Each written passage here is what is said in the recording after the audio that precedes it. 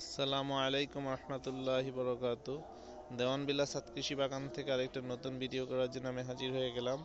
Hello guys, আপনারা দেখতে পাচ্ছেন আমার সাত কৃষি বাগানে মূলা হারভেস্ট করেছি আজকে। আমার এই মূলার ফলনটা এত সুন্দর হয়েছে, চমৎকার হয়েছে, আপনারা দেখতে পাচ্ছেন।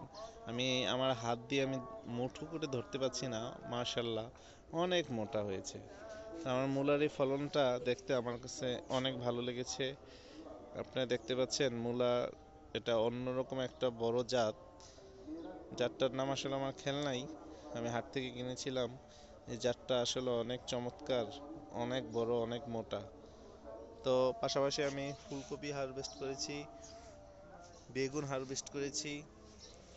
তো এই মূলাটার উদ্দেশ্য করে আজকের আমার এই ভিডিও।